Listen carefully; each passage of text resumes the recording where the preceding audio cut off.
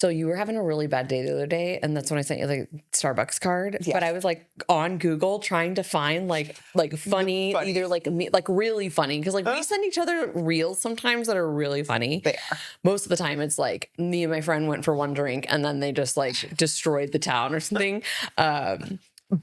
Or like mom stuff, of course. So yeah, I didn't come up with anything great. So I need to have a video saved on my phone in my folder. Yeah. Right. You know, that folder we talked about. I actually just saved a bunch of Hormone quotes for like backgrounds on my phone. Yeah. Because, you know, sometimes you just need the kick in the butt. That's how I always function. I just need the kick in the butt to be like, okay, it's okay. Just keep moving forward. This is what happens. I like Leela's like, fuck the mood, follow the plan. But I was like, probably shouldn't walk around with that. I did have that for a period screensaver. of time. And Nick was like, Becca, our kids look at your phone all the time. I know. And I'm like, okay. So now my Hormone quote, I posted it on Sunday. It's desire is a contract you make with yourself to be unhappy until you get what you want.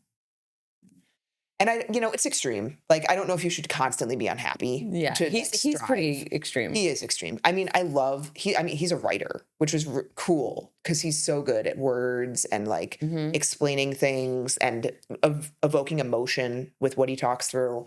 But yeah, sometimes I just like, I need that. I'm excited. We're getting, like I told you, it's like a biblical, like it's a book and it's a workbook, and it's the developing the leader within you, but it's from a Christian standpoint. And then I'm doing some things like I want to present to our church in terms of like why we should, like what the Bible says about taking care of your body as a temple and things like that, like why moms should prioritize like their health and well-being. And then we're trying to find like a devotional for entrepreneurs as well. So I have a few on order because I want to like flip through them and see. In the past, I've ordered some devotionals for us, and it's been kind of like the couples one. It's like, well, this is strange. It's like go to the Target and spend $5 and like think of something funny and practice gratitude or something. I was like, this is too cheesy. My threshold for things like that, there's a limit. There's like, all right, I get you're trying to be cutesy and stuff, but like my husband ain't doing this. Well, so my sister got us, this was a few years back. Now they're everywhere, but it was like an Instagram challenge. So she used to make fun of me. She used to call me like, okay, hashtag, before Instagram like was really taking off. But it was the couples adventure book. They sell it now at Target and everything. I've seen it. I would say I wouldn't buy it. So we have never done a date from it because it's always been the strangest things. Like go and buy paint and then you're going to paint each other's body and then you're going to like lay on the floor and like do this. And I was like, what? Or like, it's just very odd things that were either very messy, or one of them was, it was about going to like a pawn shop and see who gets more money for something. And I was like, I don't have anything to pawn at the pawn shop. And you're supposed to like, Instagram this whole thing and, hashtag them and challenge or whatever. So, okay. Yeah, I haven't found anything that is good. Nick and I did that app for a while that was like, you can answer questionnaires. We did too, and then I forgot. But then it's also $15 a month or something like that. And so I was like, never mind. I don't have the energy. Yeah. So we'll see if there's anything that comes out of these, biblical like devotionals and workbook and stuff. Because I just need something that's, I do good with like hands-on guided things, but isn't a bunch of like frou-frou. Because like I'm not into the motivational quotes to me anymore. Like, so I like Alex because they are, and there's good reminders there, but it's either something that I can't keep on my phone or I'm like, Yeah, I've been doing the gratitude every morning. There's like a gratitude journal that like prompts you every morning, and it takes 2 minutes, which I like. And then I've been doing the leadership Bible. Yeah. But I'm not like reading the Bible front to back. So I basically just skip the Bible part and I read like there's that's kind of the point. No. If you look at the book, every couple of pages they'll have like summaries and then teachings. Okay. So I've been reading those. A Bible's like 1,000+ pages. I don't have the time or mental capacity. So it gives you like, okay, in Joab, whatever it is, like this happened. These are the leadership principles you saw. This is what didn't work as a leader. This is why, all of those. So like it summarizes it. So I read those, or like the core principles of leadership in this Bible story. Got it. Yeah. So that's what I've been reading. Kind of like a mini sermon, essentially.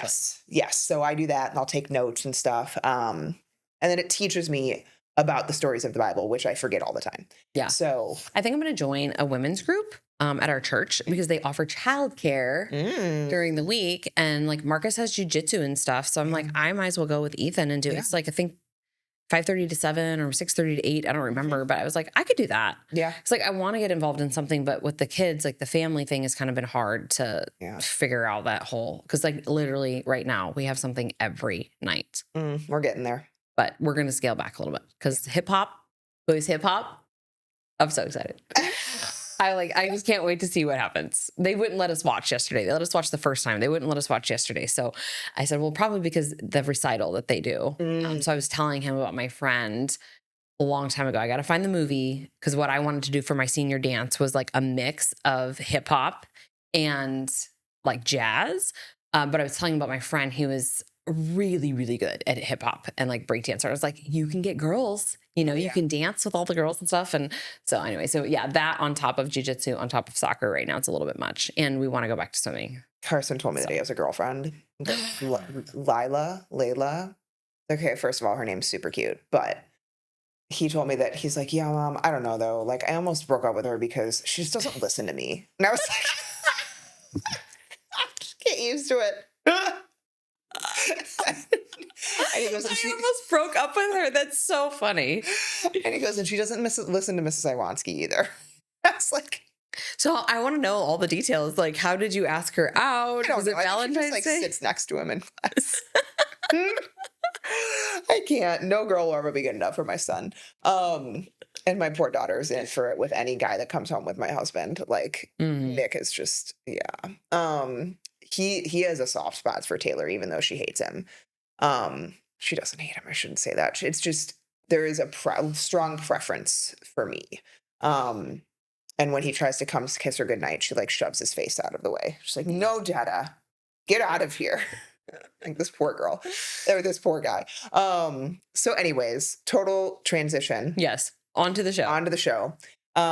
I wanted to make a podcast because I think this is really important. I talk to people all the time that are on HRT that are like, I'm gaining weight, my skin's breaking out, all of this stuff, because I think that social media or, these med spas all over the place tout HRT as the silver bullet, the weight loss drug. Like HRT is a weight loss miracle. No, it isn't. Like HRT is not meant for weight loss. It is meant for symptom relief and for longevity and better health for females as they lose their hormones throughout menopause. So I wanted to go over what you should consider doing before going on HRT, because if you go on HRT and you are having negative responses, like you are gaining weight, you are constipated, you are bloated, you're having headaches, you're having breast tenderness, you're having labial tenderness and sort of like all of the things, you probably went on too much, too fast, or the wrong types all at once, or two, your body was not in a good enough place to receive it, which is the bigger piece. So we want to go through what to evaluate before you even consider going on HRT, or at least alongside going on HRT. Like maybe you don't have to wait, but do these things to make sure that your body is a good host and a good environment to experience the most benefit from it. Yes. And we've done a podcast before on kind of the hierarchy of hormones and, kind of what we would generally recommend starting with. I think that many people also do the same thing with GLP-1. So we're going to do a podcast on that as well, because there's so much of the craze over Ozempic and Mounjaro and things like that. So first and foremost is get a full evaluation. Honestly, we do this as the first step before we even get on our onboarding calls, because I want to understand beyond the person's health history and symptoms, where they're at metabolically, what nutritional deficiencies are they showing? Where's their level of inflammation? How are they doing, in terms of nutrient absorption and some of the really key things that relate to nutritional deficiencies in stomach acid and GI, markers and things like that. So what are we looking at on that? We do a more comprehensive analysis than we do, or just than conventional medicine. We are going to run very similar things, though, in terms of a complete blood count, a complete metabolic count. We are going to look at, though, their A1C and their insulin insulin resistance and hormones definitely, don't play well together. So we want to try to clear some of that up before going on hormones. Hormones sometimes can cause insulin resistance. So that's important. What are your liver markers, right? So homocysteine is a big one. This looks at methylation. So methylation relies on different types of B vitamins. And there's other nutrients that can come to play here, but it's essentially the way I describe this is you're taking a fat soluble compound and you're turning it to water soluble so you can excrete it from the body. We can get into phase 1, phase 2, phase 3 liver detoxification here, but think about like unmagnetizing something to get rid of something, right? So you got to pee, poop, and sweat those things out. If your body is not able to methylate properly, what happens? Things back up in the system. This creates more of a toxic burden on the body. This creates neural inflammation. And we do see this associated with Alzheimer's, brain fog, some of those cognitive neural degenerative disorders. So for us, we're looking at 7 or below for homocysteine. HSCRP, high sensitivity reactive protein. This is going to tell us what are just kind of general levels of inflammation in the body, but we can also consider this a cardiovascular risk marker. I don't know why this is not done annually for people. It's something that, sometimes even physicians balk at. We can't get anybody to run homocysteine. They're like, we don't know how to interpret it. We don't know what it means. We don't want to run it. And sometimes they'll say the same thing, That's why they don't run things. This is something like I want people to understand when your doctor won't run something, it is because of a couple of reasons. One, they don't know how to interpret it or what they're going to do if it comes back abnormal. Two, they don't have a way to basically address it. Like they don't have a medication, a surgery, or something else to help fix that issue. It's not going to make them money. It's not going to make them money. And so like they aren't going to do it because then they're going to be in the situation of, oh, this is high. Like, I don't know what to do for you. I don't know how to help this. And so they're just not going to run it. They can't, they also, there's a lot of coding that goes with ordering blood lab markers. And if they don't have a code that verifies the need for it, they won't run it. And so you need to, like, this is why we do blood work analysis. So if you do not know, our practice does full lab analysis where we run all of these markers. I think there's like over 100 markers that we run, and we do a 1-hour Zoom analysis with you, going through your health history, going through what we're finding on labs, going through symptomology, all of the things that are going on, and provide understanding of all of the systems that are being affected with what we're looking at, trends we're seeing, and then root cause potentials, and then also some general recommendations around it. So like, you could either walk into a Quest and get $1,000 plus of labs of what we run, or our labs are $699 with the analysis included. So we get obviously, cheaper labs because of our connections with our practice. But yeah, otherwise you're going to be either paying out the ass with insurance, trying to get what you want. 2, you're just not going to get it. 3, you're going to get it, but you're not going to know what to do with it. Yeah. So to that point, in terms of like, I'll just ask my doctor, that's completely fine. And by all means, if your insurance covers it, great. I have a PPO plan that I pay way too much money for a month to have, and I still get billed more after I pay my copay. I go to the doctor, they run blood work, they code it. My pay after is still more than what I would pay out of pocket for like my free T3 and my vitamin D. It's just really crazy. So there's just things that I'm like, I'm not even going to ask you to run this anymore because I'll just go get it done myself. I've ranted about this before. Okay. Red blood cells. We need to know, how is your body doing with transporting oxygen and nutrients around the body, right? Hemoglobin. This is an iron containing protein found in red blood cells. So that's, again, responsible for transporting oxygen throughout the body, especially our lungs, our organs, remove carbon dioxide, all the things.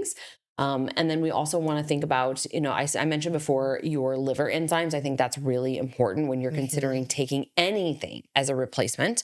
How is your liver going to process it? Because everything you're exposed to, your liver has to process. Now, I really like adding on GGT. So this is something that would tell us either when it's low that there's malabsorption, or if it's elevated that there's tissue damage being done. A lot of times this can be associated with certain medications and alcoholism. There's damage done from alcohol to the liver. So I think that's important. Thyroid.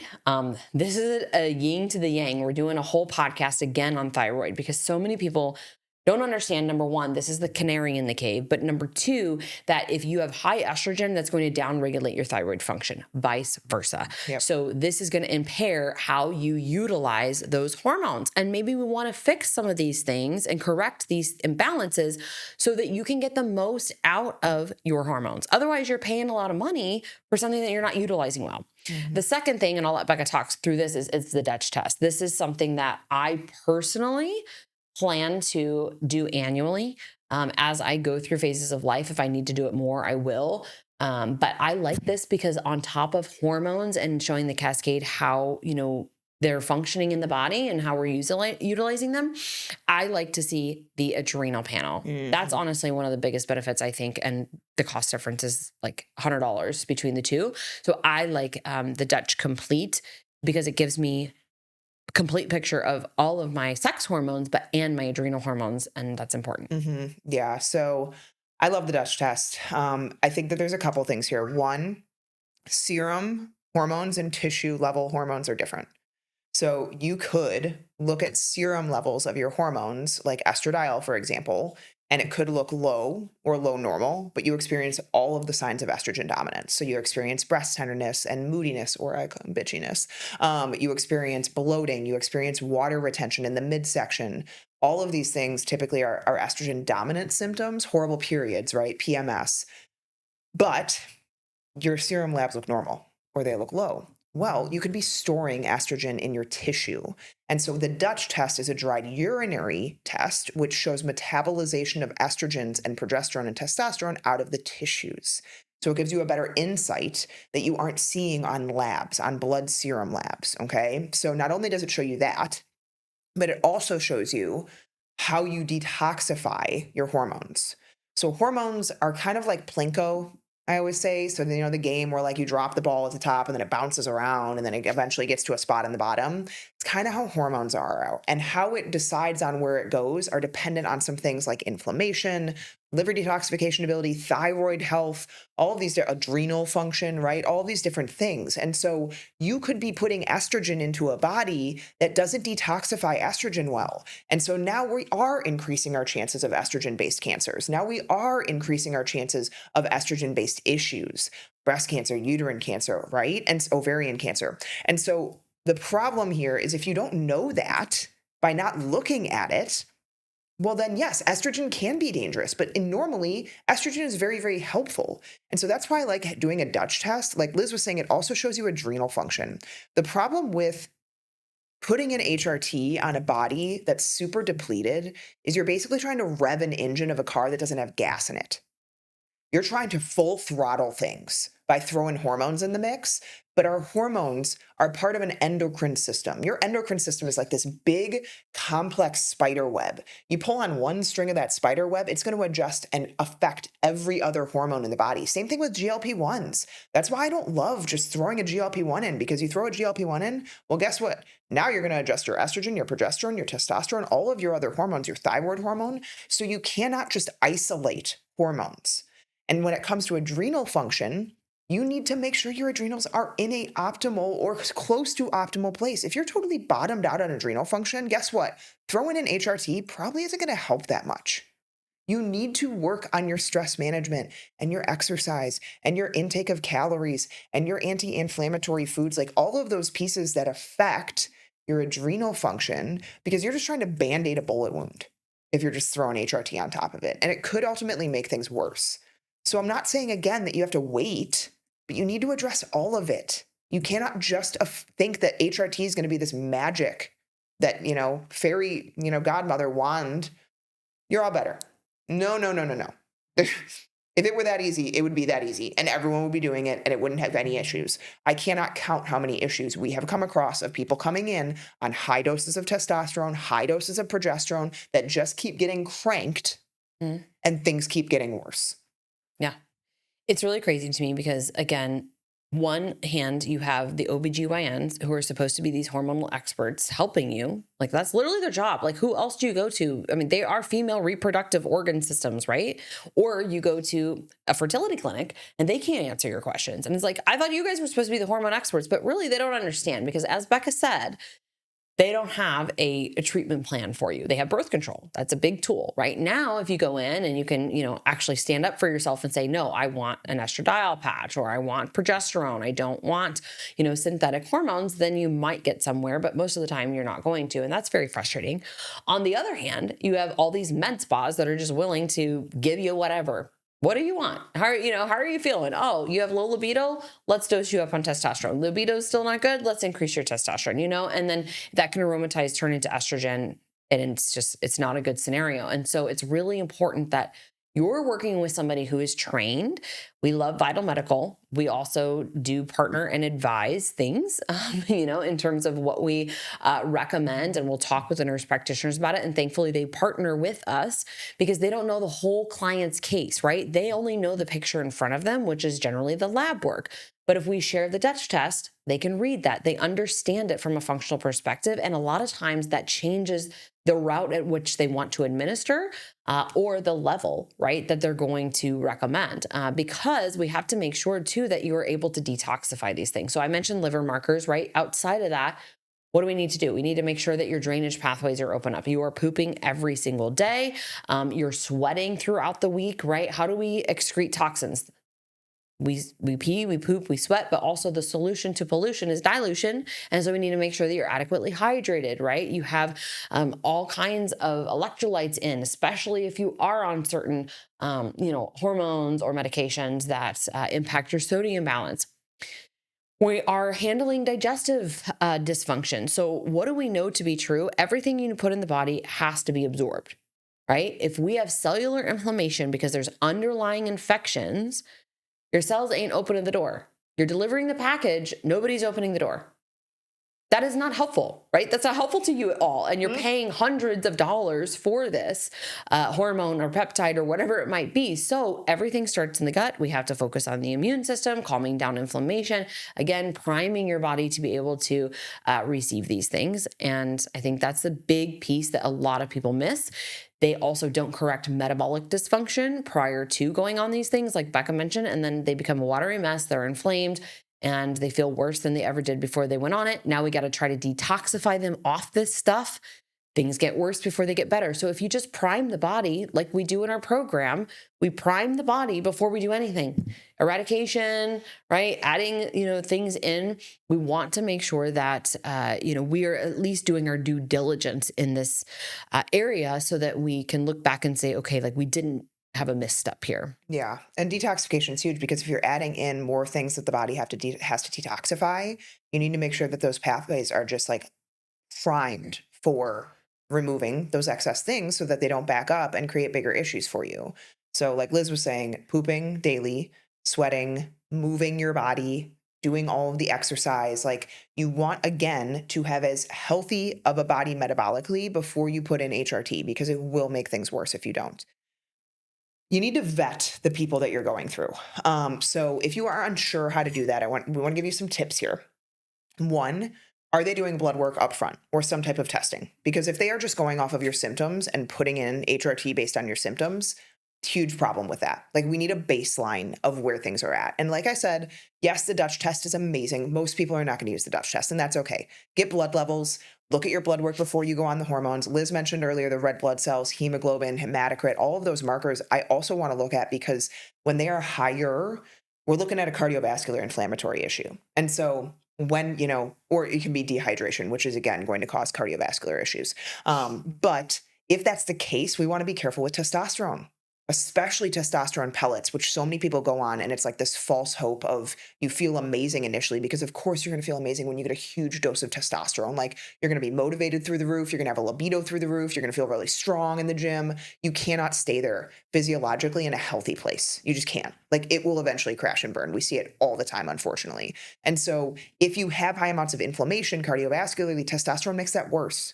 It's like Lance Armstrong, doping. Like when it can be great if you're doing a Tour de France, but if you're just walking around and lifting weights a couple times a week, like it can create a huge issue, create leg heaviness, create fatigue. You can develop cardiovascular issues because of it. So very careful with like getting blood work done up front.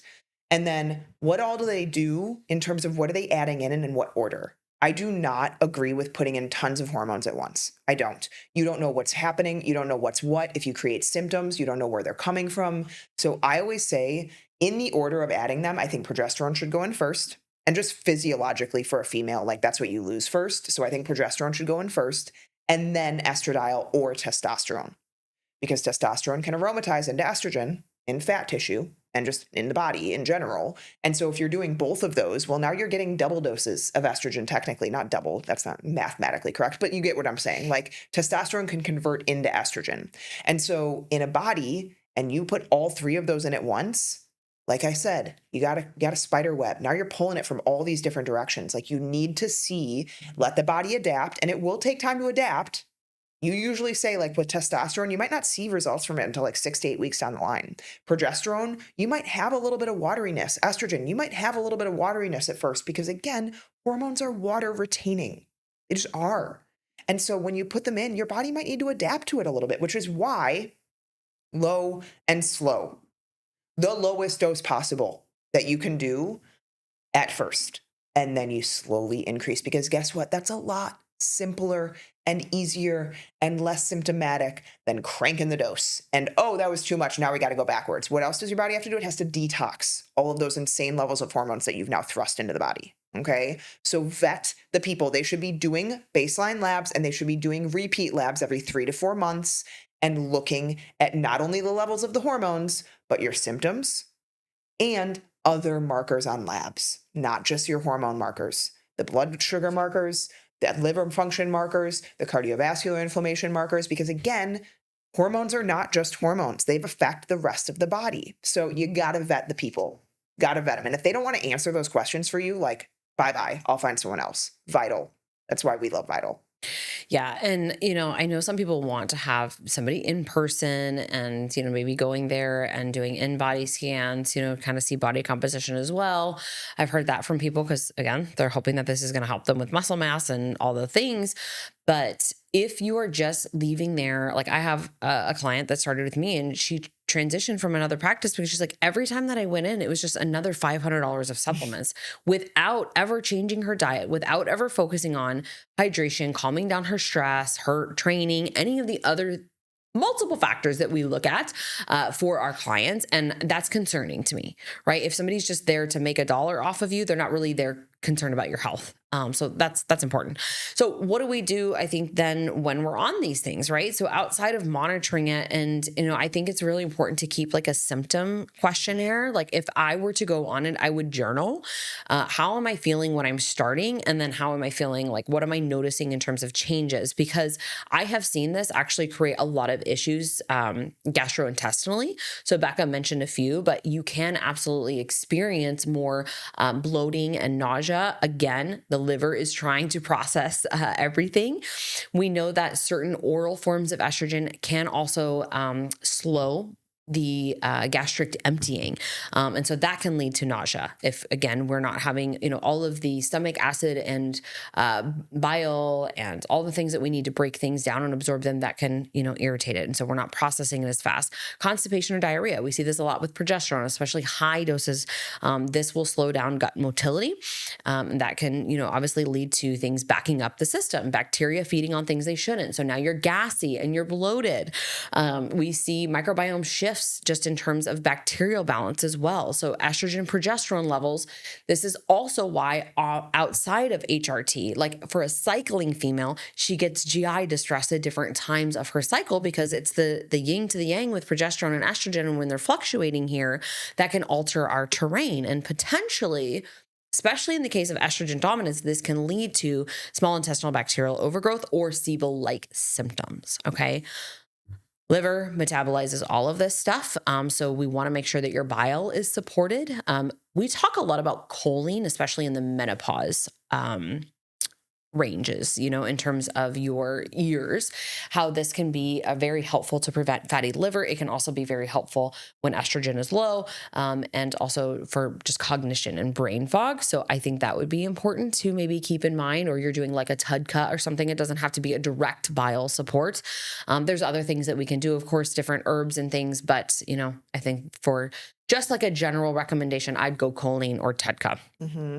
Because we want to make sure also that the gallbladder is supported. If you don't have a gallbladder, then maybe you're pulling in ox bile. HRT or other sources that can aggravate the gallbladder, we look at this in terms of, gallstones, causing digestive distress, pain, right side abdominal pain, shoulder pain. A lot of that can be associated with estrogen dominance because it makes your bile very thick, peanut butter-like, sluggish. And so this is where we would say support detoxification. I would also, think about just things that you can do through your diet. Becca mentioned a lot of foods in the last episode that we recorded on antioxidants, but here let's think like bitter greens, dandelion tea, turmeric, curcumin, anti-inflammatory herbs, calming herbs, bone broth, things like that. Those are all going to be very supportive. And then if you are on estrogen, a lot of times we will, put a clearance support, especially if we see on the Dutch test that she needs that.